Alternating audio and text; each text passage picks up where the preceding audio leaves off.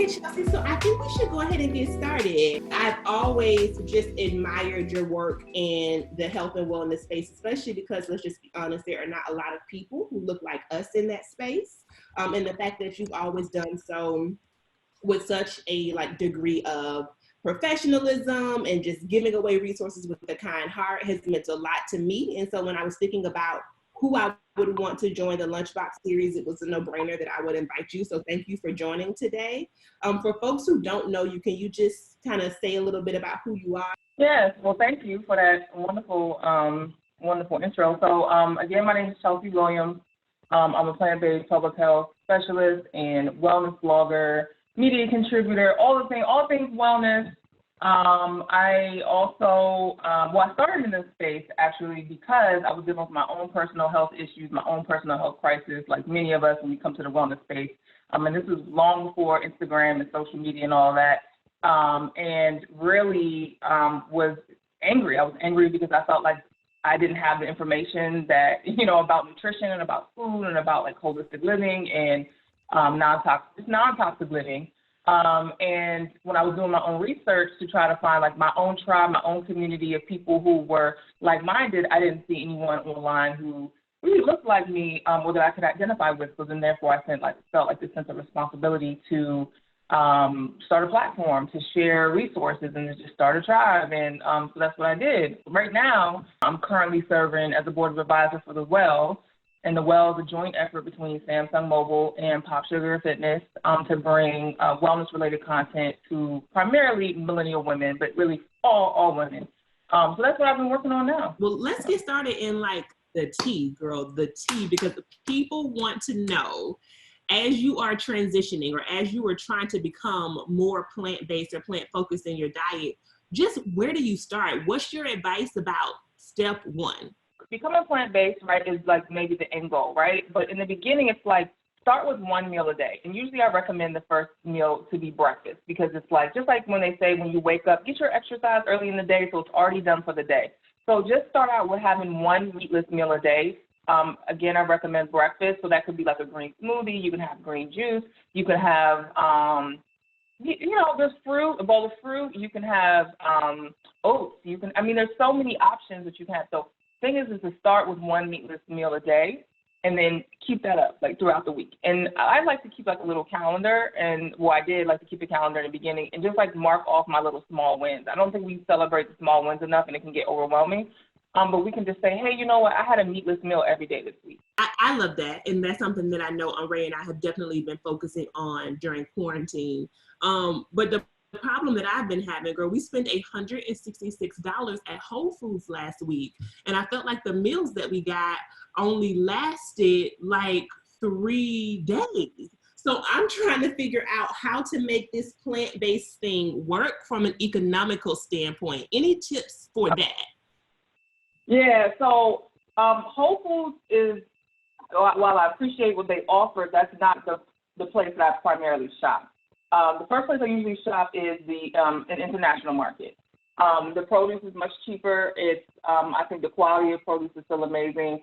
And again, it's a pricing thing. It's a pricing thing for me. So and they have a variety of things. So you're not just getting rice, but you're getting fonio. You're getting those ancient grains that a lot of us, that you see sometimes in the bottom shelf of Whole Foods in the international section.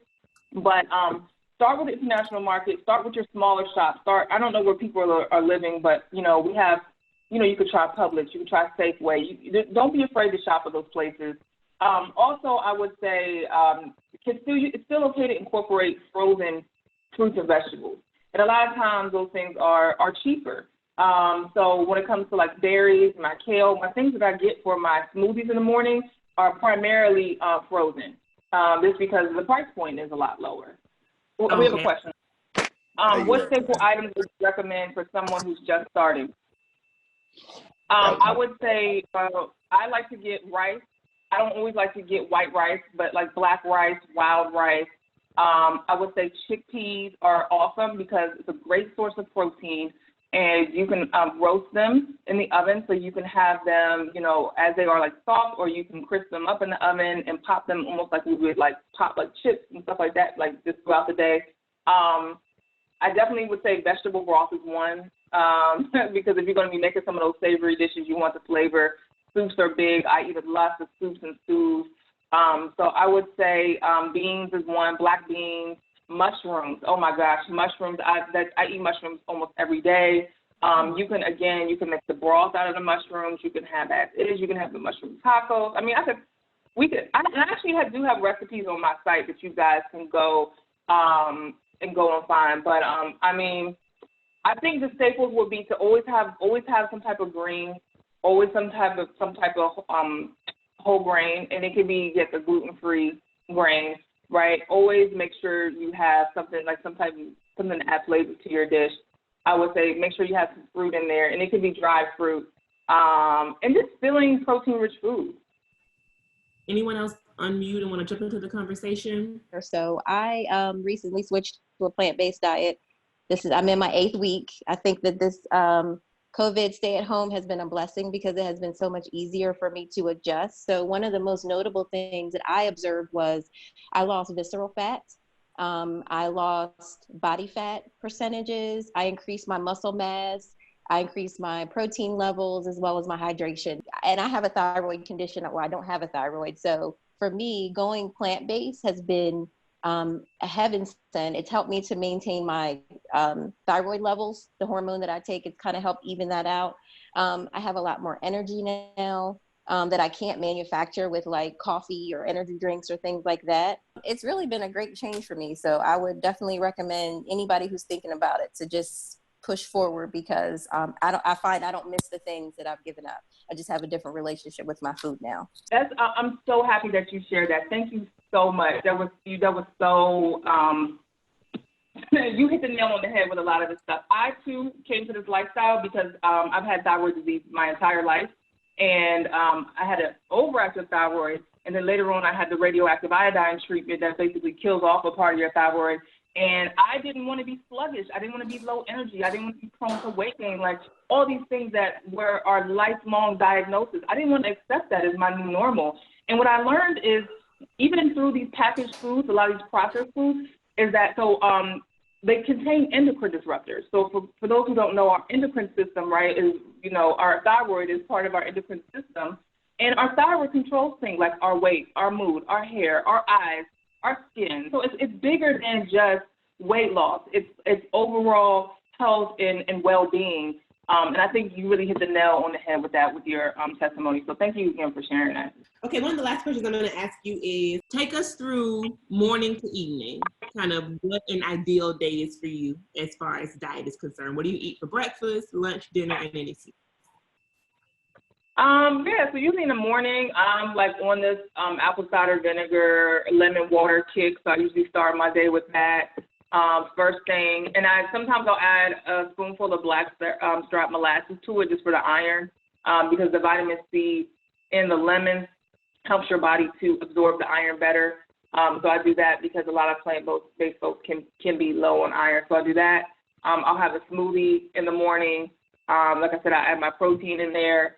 My mid-morning snack is usually fruit. I try to get all my fruit in early in the day because, your body has more time to burn that sugar off. So, I have fruit usually up until noon. For lunch, I usually have a huge salad, mushrooms, chickpeas, grains. And then in the afternoon, I love to do like hummus and olives. Oh, my gosh, I could eat olives all day long. I have a problem. Carrots, veggies, like I'll have like my pre-cut stuff that I cut up myself. And I do incorporate snacks sometimes, like every now and then I will have popcorn or some of those like fun snacks that we all love to eat. And then usually for dinner, I'm having like some type of, I love curry, so I think curry and crock pot meals are the easiest ways to get all of like a variety of vegetables and herbs and spices in.